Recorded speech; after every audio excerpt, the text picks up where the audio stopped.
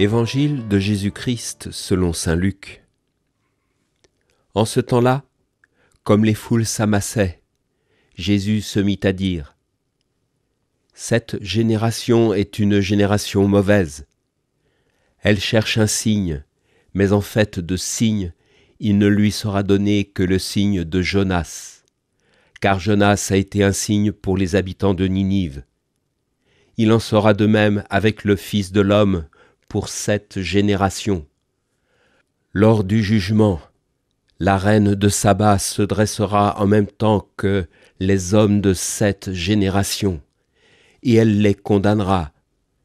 En effet, elle est venue des extrémités de la terre pour écouter la sagesse de Salomon, et il y a ici bien plus que Salomon.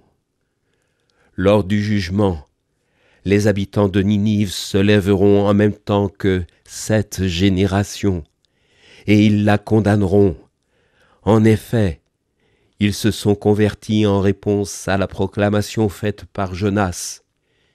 Et il y a ici bien plus que Jonas.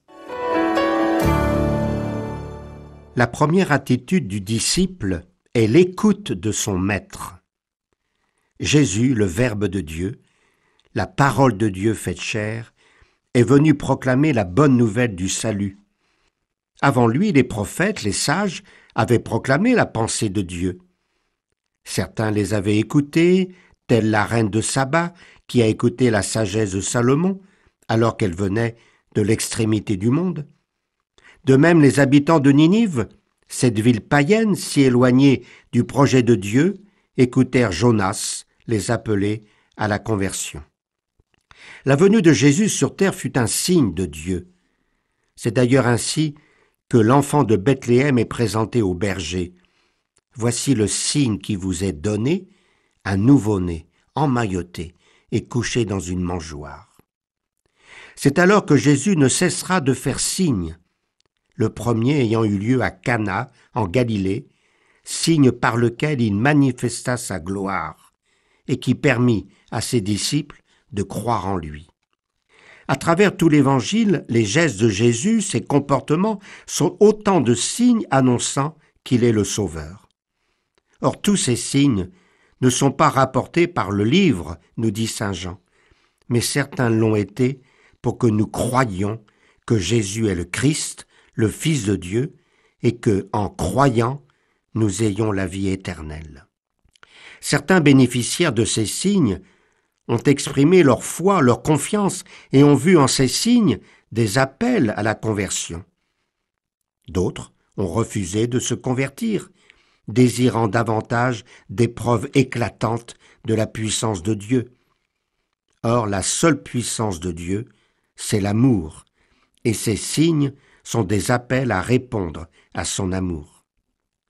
C'est Jésus lui-même qui donne à tous ces signes l'interprétation du signe de Jonas, autrement dit, l'appel à la conversion. En effet, si Jésus fait signe, ce n'est pas pour faire du sensationnel, ce n'est pas non plus pour se faire valoir, mais pour inviter à se retourner vers Dieu son Père. Telle est la véritable conversion. Ne serait-ce pas pour cela qu'avant de faire signe, avant d'opérer un miracle, souvent Jésus lève les yeux vers Dieu son Père comme pour dire aux témoins : une fois que je vous aurai fait signe, à votre tour, levez les yeux vers Dieu votre Père. Nous nous retrouvons bien au milieu de cette foule qui demande des signes.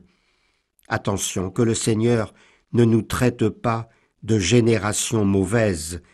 Pour éviter cela, il nous suffit de reconnaître en toute parole, en tout geste, en tout événement qui nous appelle à nous retourner vers Dieu et vers nos frères, un signe du Christ ressuscité.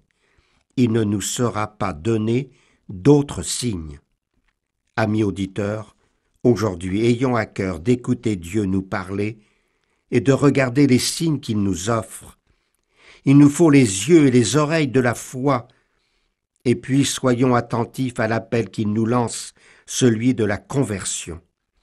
Si nous renonçons à notre propre malheur, celui qu'offre le péché, nous offrirons à Dieu la joie de nous pardonner, et avec le psalmiste, nous ferons un acte de foi en Dieu qui ne rejette jamais le cœur, qui se tourne ou se retourne vers lui. L'évangile du jour a été commenté par le père Gérard Nalin, prêtre accompagnateur de la pastorale catéchétique pour le diocèse de Nantes.